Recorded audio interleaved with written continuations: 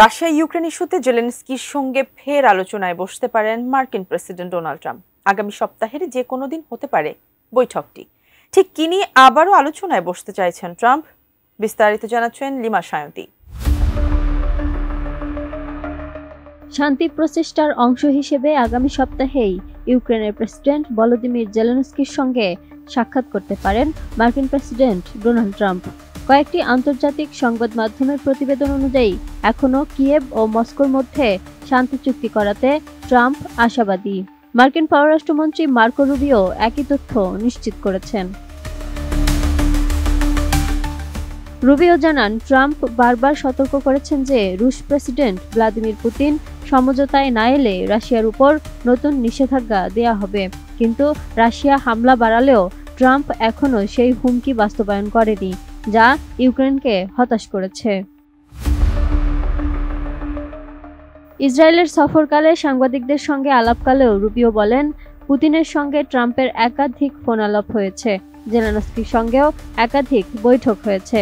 সম্ভবত আগামী সপ্তাহে নিউ ইয়র্কে আবারও বৈঠক হবে, যেখানে বিশ্ব নেতারা জাতিসংঘ সাধারণ পরিষদে যোগ দিতে এক জায়গায় জড়ো হওয়ার কথা রয়েছে। RICL TMX, যুগের পর যুগ স্থাপনা থাকে মজবুত। তিনি আরও বলেন, ট্রাম্প চেষ্টা চালিয়ে যাবেন যেন শান্তি সম্ভব হয়, তবে এখনও সে অবস্থায় পৌঁছানো যায়নি, তবে শীঘ্রই পৌঁছানোর আশা করা হচ্ছে। রুবিও আরও জানান, ট্রাম্পের দেয়া আগের এক পরিসংখ্যান অনুযায়ী শুধুমাত্র জুলাই মাসেই যুদ্ধে রাশিয়ার 20,000 সেনা নিহত হয়েছে। প্রায় এক মাস আগে ট্রাম্প আলাস্কায় পুতিনকে স্বাগত জানিয়েছিলেন। 2022 সালে ইউক্রেনে রাশিয়ার আক্রমণের পর এটাই ছিল প্রথমবারের মতো কোনো পশ্চিমা দেশে পুতিনের সফর। এর কয়েকদিন পরই হোয়াইট হাউসে ইউরোপীয় নেতাদের সঙ্গে জেলেনস্কি এবং ট্রাম্পের বৈঠক হয়। রুবিও এ বিষয়ে বলেন, ট্রাম্পই একমাত্র ব্যক্তি যিনি পুতিন, জেলেনস্কি এবং ইউরোপীয়দের সঙ্গে সরাসরি কথা বলতে সক্ষম। যদি তিনি কোনোভাবে নিজেকে এ থেকে সরিয়ে নেন, তবে ট্রাম্পের পর বিশ্বে আর কেউ থাকবে না যে যুদ্ধবন্ধে মধ্যস্থতা করতে পারে। ক্ষমতায় আসার পর থেকেই ট্রাম্প প্রতিশ্রুতি দিয়ে আসছেন যে একদিনের মধ্যেই তিনি এই যুদ্ধ থামাতে সক্ষম।